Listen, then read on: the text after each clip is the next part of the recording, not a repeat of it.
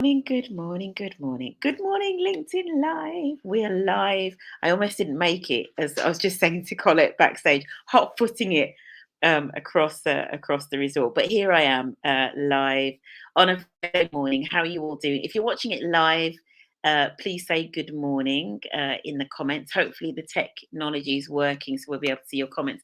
If you're watching this on the replay, thank you for joining us. But yeah, if you're watching this live, please say good morning. This is a juicy topic that we're going to be getting into. Colette, you've got one of the juiciest topics that's come up for a while, I feel. I have. Right. I'm excited to Yeah. get into it. Yeah. So good morning, Colette. How are you and how's your week been? Yes, I am good. I'm actually Good. going on holiday myself next week, but I was saying Ah, to you, I will not be working at all. I yeah. have to, I think I really need the separation and I need the time. Yeah. So I'm looking forward to that.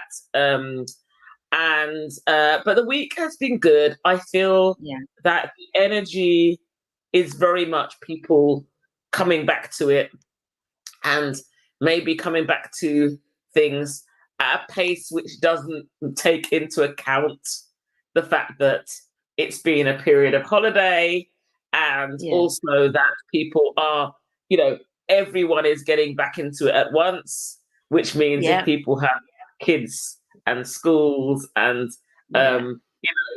everything is happening at once. And sometimes I Yeah. feel like people very much are looking at it from their own singular reality. But I need this, and that's what you Absolutely. should do now. But that's okay because I Yeah. was having this conversation with someone else that I think I've got very good at navigating that and just making sure that I create space for my own time. It's also why I'm going away next week because I'm like coming back Yeah. is a bit of a madness and I need some Yeah. time. It's true, and good morning, Ruth.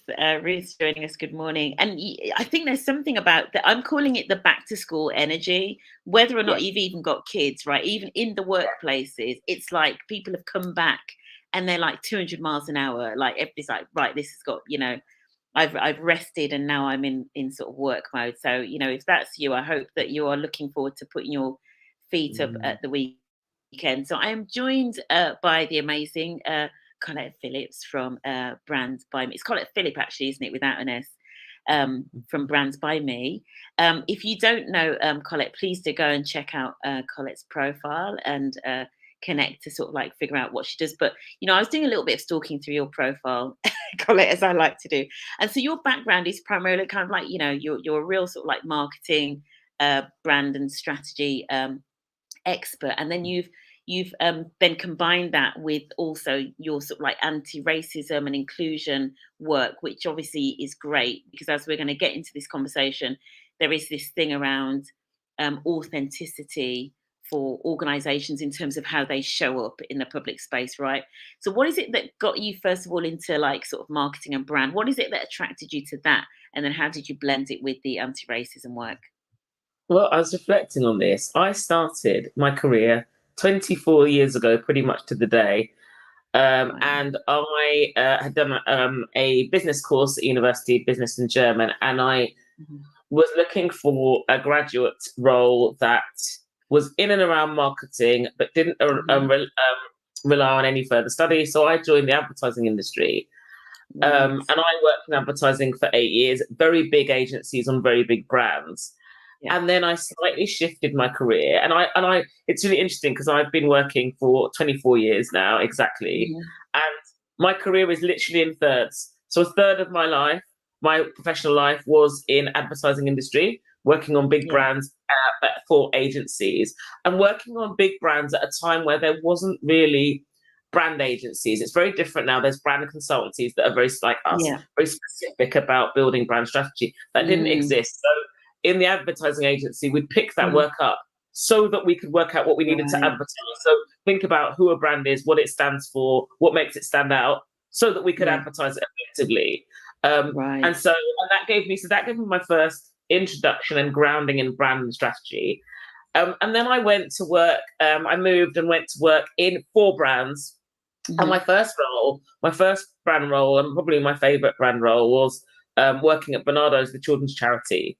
Mm. I worked there for 4 years, and then I worked at T-Mobile, and then I went back to work for another charity. And I really love the way that, and from Bernardo's, I really understood that there is something about the way that a brand, the relationship that people have with brands, and changing relationship that people have with brands, that allows you to communicate justice and make it really relevant to people. And there's something, and that's what I learned about it, because that's what we did. We used our brand strategy to help people understand the vulnerability and of children and young people, and maybe how injustice and inequity specifically is playing out for children and young people who really don't have agency in, or aren't given, I should say, don't have agency, are not given agency in society, but are massively impacted by several issues. And that is, and I guess that's so I worked then, and then I reached a point in my career where maybe I wasn't progressing as I wanted to, and I was like, what next? Took some time out, and then set up Brand by Me, which has been going for 8 years. And Brand by Me has always been about brands and social justice. And that's what we do. We work with social justice focused organizations on helping them build brands that will actually house and help the justice work. We help work with brands that, like you've said, are kind of thinking, maybe we should not just say something, but actually our brand, we have a role here and we're seeing something, and maybe our brand can have an impact, but we don't know how to do it. With brands like that. And then also we do a lot of work with brand and communication teams to help them understand the role of equity, justice, and primarily anti-racism in their work, so that they are equipped to embed an organization's like position on equity or anti-racism or inclusion into their work, rather than otherwise what happens is brands work and brand communications as a discipline can kind of really work against that, because there are just some things that are at odds with justice and equity. So, for example, brand thinking, the way that reputation risk is handled is deeply inequitable and really steeped in systems of oppression. So if you're just following by the book what you've been taught, you'll actually be reinforcing inequity. And I'm going to stop. That was a long intro. No. And do you know what? I love the way that you talked about your career kind of being in thirds. There's almost like these chapters, right? Which a lot of us have that, right? We have chapters almost of our life, as we go through different phases, whether that be, as you say, you kind of you're in sort of almost that corporate phase, and then you're in that phase where, from your perspective, you were almost like opened up to that world of sort of social justice and really seeing the impact of social injustice, and that then spurring you onto kind of wanting to work more in that kind of justice and purpose-led space. So I absolutely love that. It's perfect, and it's a perfect segue into where we are. And as you said, and I was saying to you before we went live that as I was thinking about the prep for this, it was kind of fortuitous that I overheard a conversation a couple of weeks ago, because there's a lot of crazy things going on generally in the world, right? The world out there, outside of our little bubbles, the world appears to be on fire, as I often say.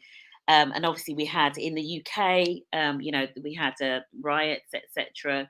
And there's been a lot of, follow-on work and conversations and backlash and all kinds of things happening.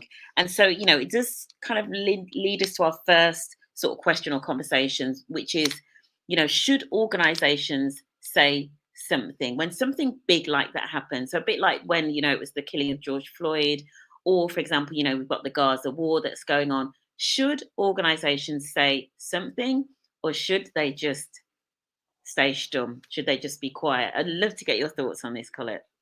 Yeah. So I do have a really strong view in that I think that because of the way that brands have invited themselves into our lives and the way that they feel, the way that brands operate now. So brands have tried to position themselves as part of the fabric of society, invaluable to our lives, part of home life, part of the way we bring up kids. This is the way that brands position themselves in external communications. So then I'm going to say, if you've taken that role, then that role is all the time, not just when things are good. So if you've said we are part of the fabric of UK society, which are a number of brands that position themselves in that way, I'm going to argue that when UK society is facing really big challenges due to racist violence, and you have a role, then maybe if you're part of the UK fabric of UK society, you may want to be clear about what that society is to you. And you might want to be clear on who you're for and who you're not. So you may want to comment. But as you've said, that comment is not, it can't just be a knee-jerk reaction. We saw a lot of this.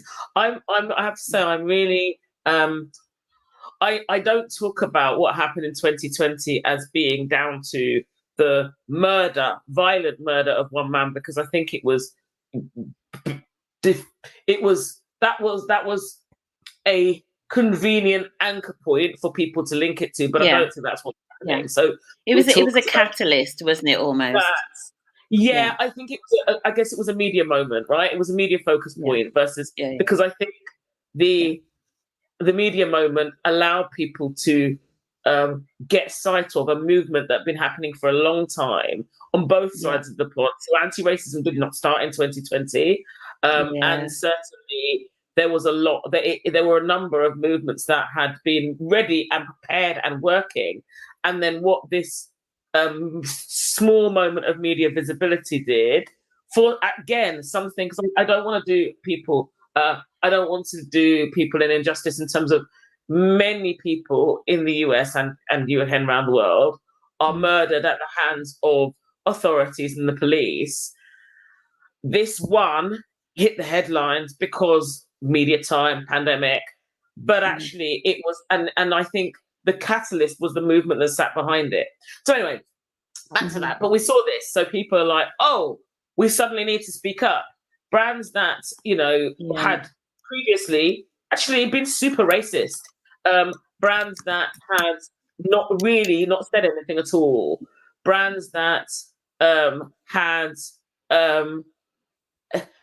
a heritage and legacy that was steeped in systemic racism, or a more recent history of just treating people of color in their retail establishments or in their stuff really badly. And then these brands were very quick to say, oh, we stand against racism. And the response was, really? What about this?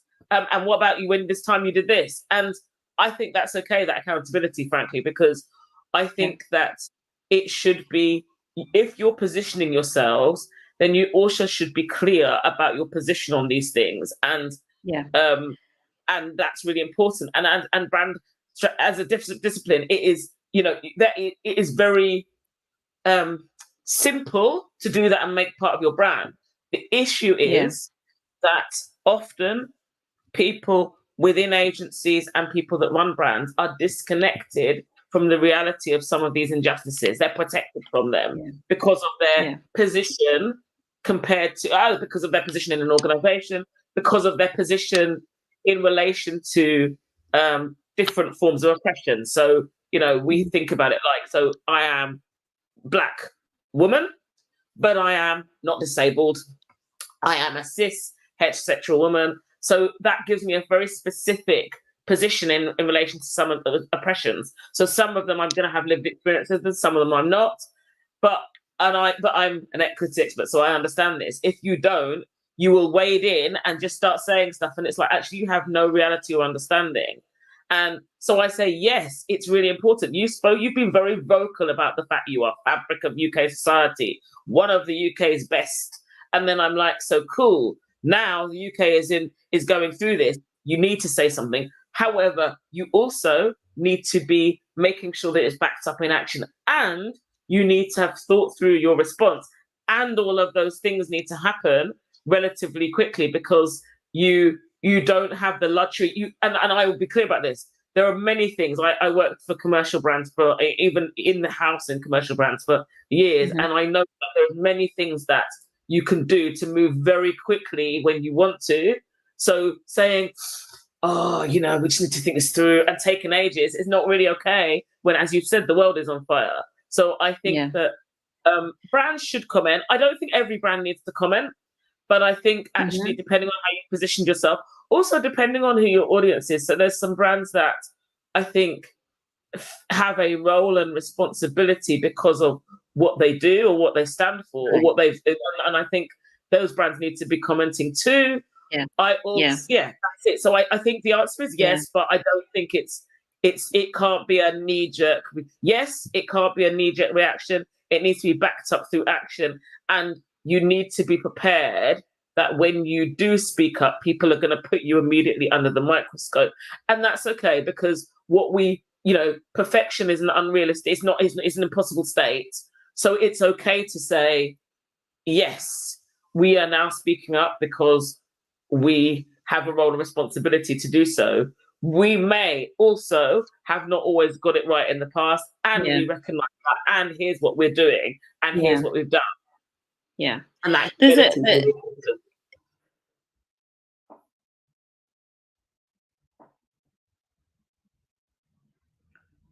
I think we might have lost Cheryl. I'm there's a pretty sure that's Cheryl. so important. So first of all, Oh, can Cheryl, you you're I coming in think and I'm out. back in the room. There you go. Great. I am, aren't I? I'm okay. I am gonna try to switch network because I think the network that I'm on is a little bit ropey. But a couple of the things that you said was, if it's a brand that is, for example, say a lifestyle brand that has positioned themselves as being embedded in the lives of their customers and consumers and clients, then there's potentially more onus on those brands to comment on issues that are impacting the lives of their customers and clients, right? So that's really useful, I think, as a benchmark for people to think about. And then the other thing that really stuck with me, you talked about 2020 as almost being like a moment, it created a moment. But actually, as you said, the work was going on way before. And actually, I was listening to something about the riots. I was listening to somebody from the organization. I'm going to say it's the organization that's maybe Say No to Racism, and they were talking about the work that's been going on for years, supporting refugee centers and all of that sort of thing. And I thought people probably don't even know that these sorts of centers have been attacked for years until they Yes, saw it on yeah, the news a few yeah. weeks ago, right? And I thought that's so interesting. And so when you said there, you know, sometimes action is only taken when there are these moments almost. But actually, maybe this is something for brands and organizations to remember. A lot of this work has been going on for a long time. So, in terms of the education, it's really delving into what are some of these issues, and obviously this will come potentially after the response, or a statement, but finding out what's actually involved in some of these quite complex issues, right? Yeah, I would agree. I think there's something also about brands. It doesn't need to be. It doesn't need to be always you that speak or you that speak in isolation. You can absolutely use the opportunity to platform organizations that have been doing this for a long time and signpost. And I think Yeah, that is a very yeah, legitimate use of your brand platform to do so. yeah. Because the thing I would say is that actually, and I see there's a real there is something that's really important. And it's funny because when we talk about brands, obviously brands are not things that have their independent voices. Brands are shaped by people. However, frequently the people behind brands reflect the inequity and makeup of wider society. So, of Mhm. course, I saw some messaging from brands that was things like, it's really important we all check in on our colleagues of color, or we can't imagine what it's like to experience this. And I'm like, cool, who's we? Because actually, you're really outing yourself right there. Why are you saying we? Because ultimately, I'm going to say that there are many employees, many people in your audiences who know exactly what it's like. To be clear, the shock horror response to me that people were like, wow, I can't believe it. I'm like, then you really haven't been watching or listening, because the political environment and media have legitimized very violent rhetoric against people from global majority heritages, against Muslim people, against refugees and people who have come here fleeing persecution and seeking refuge. For years, they've relentlessly, really, really gone after this rhetoric. So, are you surprised that at the first opportunity there is to find blame, that, and also these and then platforms have just allowed misinformation to without really doing anything about it. So the combination of all these three things, why are you surprised, therefore, when people suddenly, when there's actual, racist violence in the streets, it's inevitable. Look at the rhetoric, and also look at what's happening across the world, across Europe. Why would you ever think that we're going to be an exception to that when you are using exactly the same playbook? So the surprise and shock and horror was really wild to me. And then this kind of, who are you speaking about? So being very mindful of the white gaze, censoring yourselves if you're part of dominant majority community, censoring yourselves in your brand messaging. Completely unacceptable. So this is, and the other slight frustration for me is that, as you said, in 2020, many organizations and brands said, we're listening and learning. And I'm like, well, clearly you weren't, because if you had been listening and learning, you would have been equipped. And we can't keep waiting for every crisis or moment to get ready. Because again, it comes back to who are you censoring and why? If you're not ready, we're not ready to deal with this, why aren't you? It's because fundamentally you have decided that this is not relevant to you. Why have you decided that this is not a relevant conversation for your brand?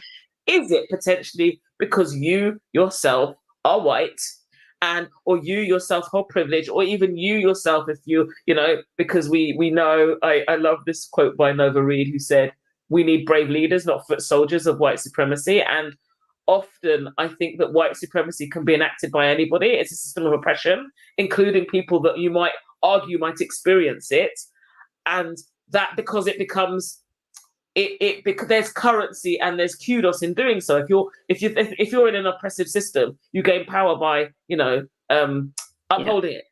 Look at the previous government, like, ooh, so diverse. Equally, look at what the policy was. So all that to say that it's really important to look at interrogate as a leader and a leader of brands, even if, whether you're directly brand director or whether you're working in a leadership team, really important to interrogate your own individual position. Is this something we fully understand? Should we understand it, and have we not been listening? Should we be seeking external help? Because I'm interested in the conversation that was happening with a consultant. I'm wondering if that conversation was with an anti-racist consultant, an anti-racist brand consultant, or whether it was just with a consultant in proximity, because often I feel like the systems of oppression, the racism, the white supremacy also shows up in the way that brands are, a way that organizations, people within organizations are responding. So you'll find that it's due to white supremacy that people from global majority heritage aren't being listened to, are ignored. It impacts whose needs are being taken care of and whose aren't, who's being seen as suffering and who isn't, whose issues are being platformed and who isn't. And that dynamic shows up in organizations too. Absolutely. And I would say, to build, I love some of the points that you raised there in terms of signposting. So if you are putting a statement out, signposting to organizations that have been doing this, are already doing this work, were doing this work before the last media moment, if I use that term, right? So signposting to organizations. And you said as well about using the right external consultants to help you. Obviously, you've got Colette.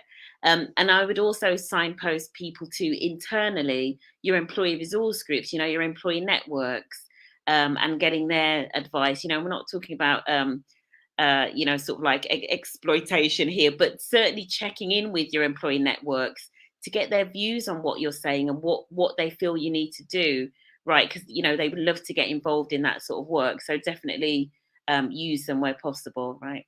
Yeah, I think but it's interesting, isn't it? Because the way we have to be really careful about the role of employee networks. I might argue that check in and support your employee networks to ensure your employees are supported.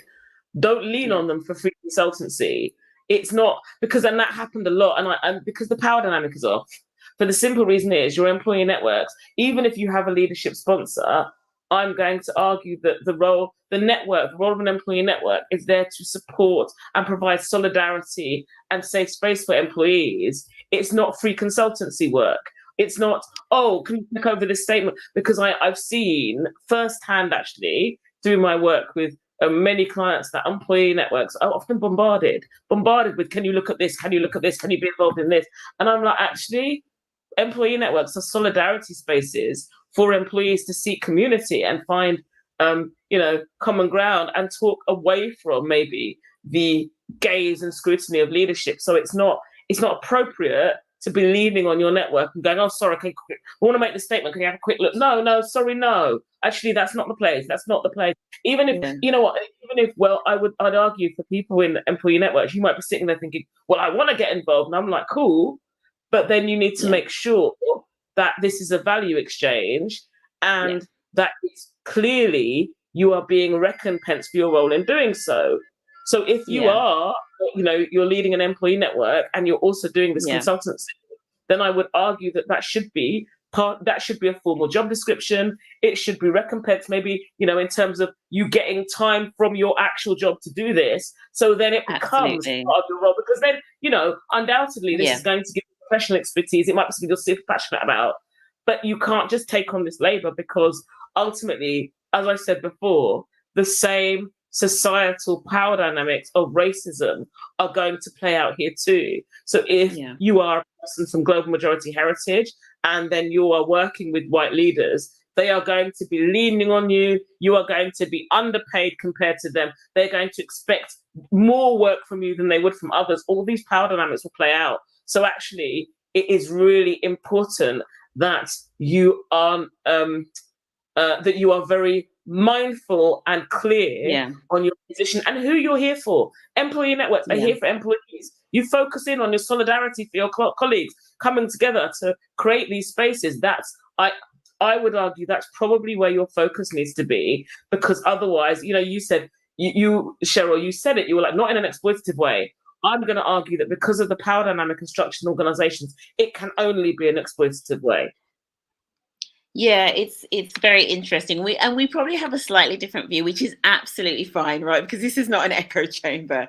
But you're absolutely right. And in terms of the constraints and the limitations of using employee resource groups, first of all, they're not necessarily brand or PR experts for one, right? So sometimes they haven't even necessarily got the expertise, although they've got their own lived experience. And depending on the maturity level of the employee network, they may well already be involved in some of your like inclusive marketing strategy, for very advanced employee networks. But you're absolutely right, Colin, in terms of, are we making sure that if we're asking individuals to get involved in things like that on top of their day job, that we are giving them time out from their day job to do it properly and all being recompensed, right? So it's absolutely with you on that. So yeah, it shouldn't just be seen as almost like a free tick box in terms of, well, we put it under the nose of the employee resource groups, and broadening it as well in terms of, because obviously we're focusing on kind of anti-racism, and obviously with everything going on in the UK, but that's what Colette does. But also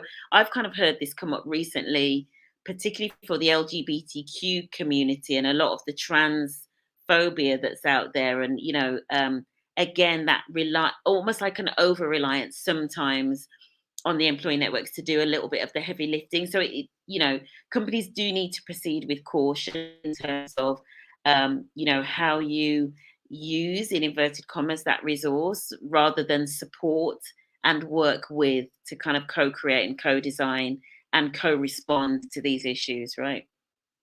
Mm. Yeah, I would agree, because I think there's a role. Yeah, because again, employee networks are there for employees, so I think there's definitely a role in organizational dialogue. But I think just thinking about issues around power and value and Yeah, reward are really important yeah, alongside that. So yeah, I and also I will fully full disclosure, I run my own business for 8 years. I am not the expert on employee networks. I see the harmful dynamics because I'm an anti-racist brand consultant. So I Yeah. see, Yeah. and also potentially, and I'll be really clear about this, potentially because of what I do and the position I play when I'm coming into organizations, I probably only see the harmful side of it. And that's right, Yeah. because when I'm being Yeah. brought into organizations, and that's okay. So I can speak to, the risk of doing it. Of Yeah. course, there are what you've said there in terms of the co-creation piece, the collaboration piece, making sure that employee voice and is part of leadership decision making. Yeah. Of course, that's a beautiful thing. There's just some, I think, power and the dynamics need to be thought about and often Yeah. aren't. Absolutely, absolutely. And the reality is, employee networks aren't all rainbows and unicorns, right? And actually, when they're not working well, it's actually worse than having an employee network, right? The statistics, McKinsey have done some work on this. There's actually, when people are in networks where maybe they do feel exploited, or the power dynamic isn't right, etc. The impact on engagement is worse actually than if there wasn't one, right? So morning, Ruth. Ruth's gotta go and get on with her day. So yeah, feel free to come back to the replay. It's been great having you listening. I feel like we should move on to one of the things that we want to talk about was, and we've touched on it a little bit, actions rather than words. So there's this thing for me about authenticity, and I was thinking about it, as we in sort of the prep for this, and especially I remember in 2020 there was the whole thing around people posting the black squares, and as you say, getting really pulled up about it actually because of their track record and what they had or hadn't done, etc. Is it better almost for brands and organizations to act rather than speak, or actually both? And what could some of that action potentially look like? I think we've started talking about it. I think it's a yes and act and speak, Yeah. because undoubtedly Yeah. thinking about even just the commercial reality of your brand has power, where you're spending your Mhm. money has power, who you're platforming has power, who you're engaging with, who you're retaining. All of these things are decisions that can lead Yeah. to really brilliant actions. Who you're partnering with, Yeah. these are things that can lead to brilliant actions. So I would say yes, act and speak. You might start Yeah. act and highlighting your action, because I think the problem is with people going, "Oh, we'd rather just do it rather than talk about it." I'm like, Mhm. the thing is, you talk about a brand is there as a vehicle, is there Yeah. as a vehicle for communication, and so you are talking about a Yeah. number of things. So Yeah. I might question your motives if you're staying silent on this. I might say it's not from a place of humility and, oh, we're just going to do it. I think what it might be is that you want to do that without scrutiny or accountability so that you can step Mm. away. So we've seen, and Mhm. you'll be very aware of this too, the quiet divestment of from resources around equity and inclusion, right? We've seen it. People just have stopped spending. They've silently cut teams. They've very silently moved away from partnerships, the silent exit. Mhm. And if a brand is not talking, it allows for that. Whereas if your brand is only speaking up, then I'm like, Right. that's obviously nothing. That's nothing. But Right. if you are not, this is where the work we do with anti-racist brands is, because we always talk about, it's not just to speaking up to make your brand look good. It's because it's using the mechanisms of your brand to ensure that this is embedded into who you are, what you stand for, and how you do things, so that you Mm. can be accountable, because that accountability is essential. It's essential for driving consistency, because Yeah. this is not a project. This is not Yeah. a moment. It's a lifelong enduring commitment that Mhm. will need to shift, and will require investment of time, resources, people, money, ongoing. And it's really something that you need to equip yourselves for doing across the long term.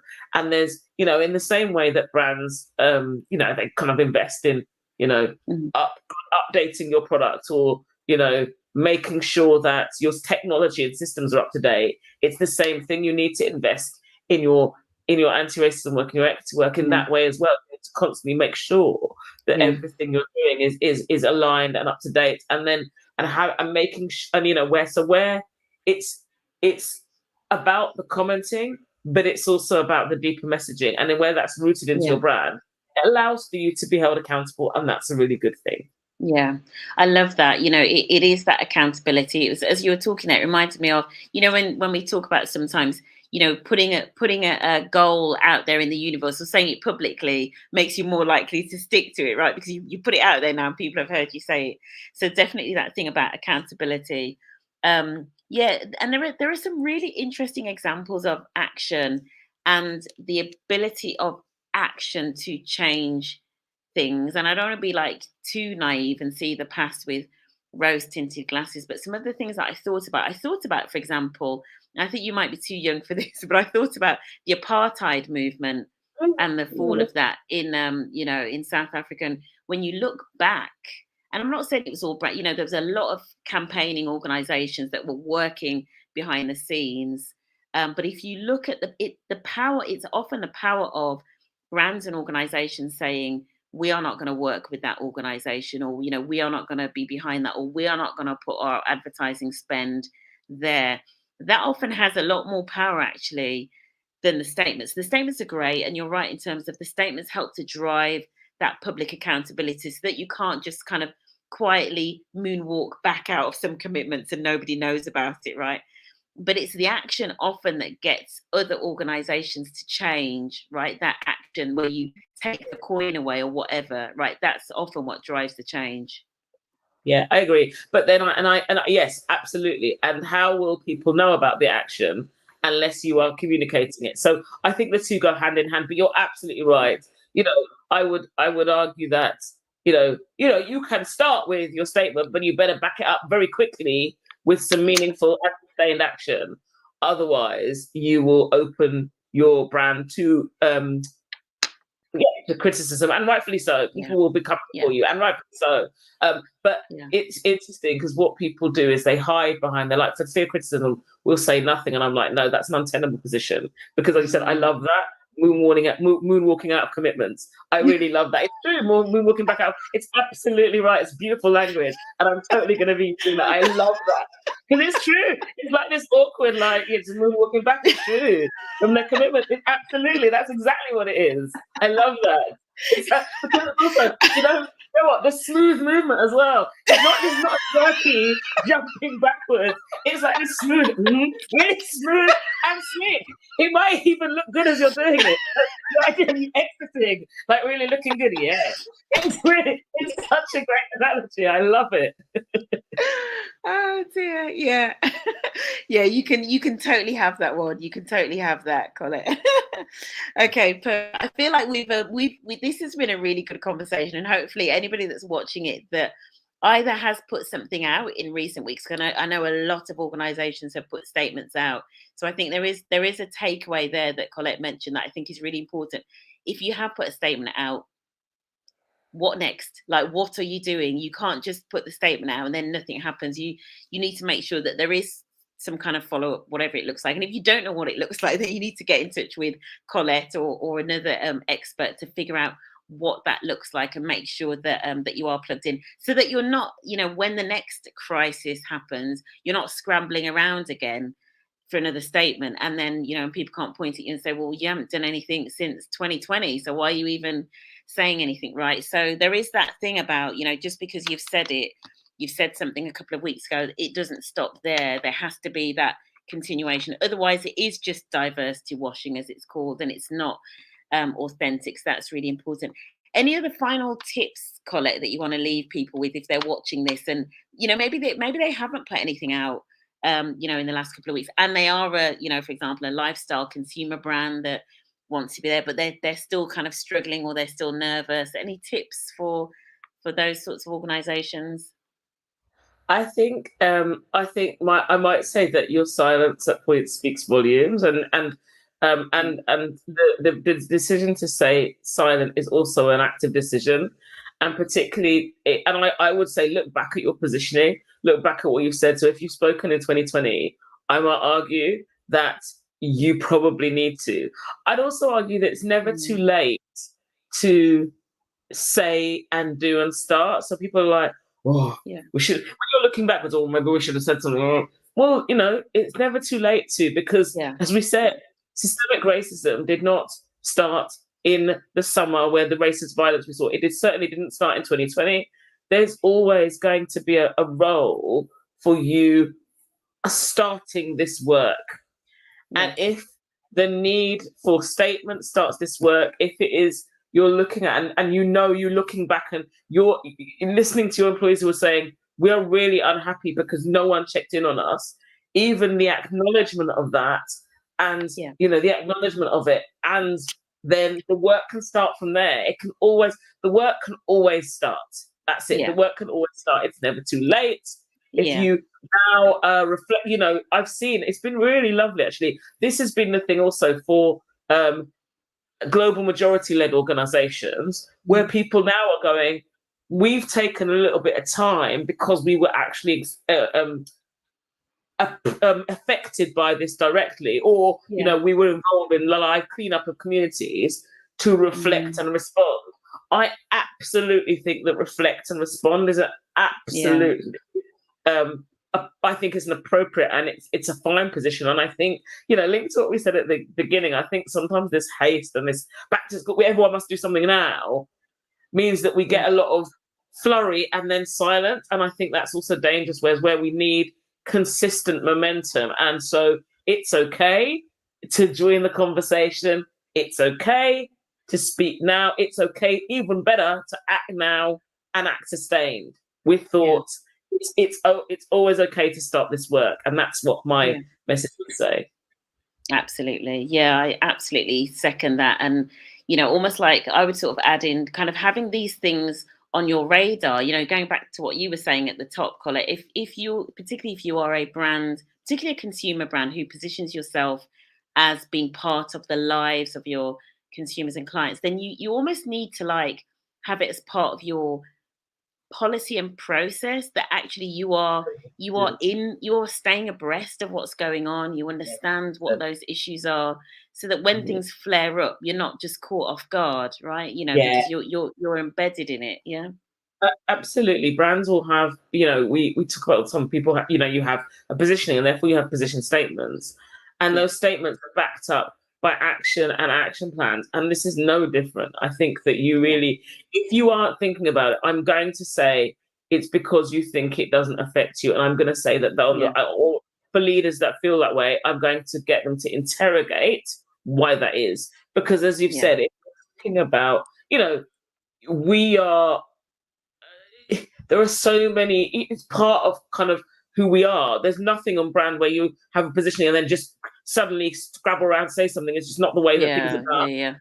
Why is this different? I might question, why is this different? So yes, make it part of, the way you do things and the respond. Absolutely. Almost, I love it. As the comment says, it's almost something brands don't think about, and it needs to be, because this it's not going away. When you think about, if it's really interesting to me, brands have a really specific and unique role in society and have deliberately created that for commercial gain. But that also means that you then have a responsibility. It's the Spider-Man quote: great power, great responsibility. You have, through channels, you have unparalleled access to people's lives, which comes with a responsibility, therefore. So it's not okay just to opt out, because opt out or not be ready. This is not okay. However, it's not okay not to be. But if that's been you, that's also cool. Then start now. Start now. Yeah, let's start. Don't be caught slipping again. Don't be caught slipping again. Like, this is the time. Use this opportunity to reach commitment. Recognize you're like, actually, we've not done this before, and we were caught short. Now we're going to do it, and we're going to stick to it. This is the time to I love the word recommit. I'm always about the recommit, because we know in any change processes, particularly when you're talking about system or society level change, these things take ages, and they go in peaks and troughs and ebbs and flows. So that recommit moment becomes absolutely important, and just recognizing that's going to be necessary. Absolutely. Perfect. That's a perfect place to wrap it up. And the positioning statements, if you haven't got one on some of these big topics, get your positioning statements done. Then you're not caught off guard, right? You're not scrambling around. So that I think is another amazing takeaway. Colette, it's been fantastic. And for those that are listening, Ruth, I know you had to drop. I can't quite see the name of this other person, but I will get to it in the comments. But thank you so much for listening, of your comments. It's been great. Colette, thank you so much. We could have talked for ages, to be honest. We've gone way over, but it's fine. It's been a really good conversation. And honestly, for anybody that wants to know more about Colette and the work that she does, please do connect with her on LinkedIn and check out the website, etc. as well. Absolutely. I've also got a Substack that's called, is that brand by Colette.substack.com, and it's doing the work. And it literally talks about this. It's a very it's a space for talking through the reality of doing this work from a brand perspective. So Perfect. It's all about, we talk about loads of these things, tokenism, all that sort of thing. So do sign up to the Substack. I'd love it, because we're building Substack is, I hate to say this on a LinkedIn Live, but Substack is seeming like where it's at now, right? This is where people are going for really solid thought leadership is Substack, which is great. And I think more and maybe community-led thought leadership and nuance and just space to hold. So it's not this. We're on LinkedIn. LinkedIn is a great platform. It's great, but that's Substack. No, but I think Substack just allows for depth and nuance and also breadth. That maybe some, where this is about specificity and work. Absolutely. Substack allows maybe a space for people to bring the fullness and themselves in all of the contradiction that it represents. So if you fancy that, brandbycolette.substack.com. brandbycolette.substack. You've maybe influenced me toward heading towards Substack. Anyway, right. Thank you again so much, Colette. Thank you everybody that's listened. Hope you found it was useful, and we'll be back in the comments if you've got any questions. We can pick those up there. Have an amazing weekend, everybody. Thanks, Colette. Have a nice holiday. Take care. Bye, everybody.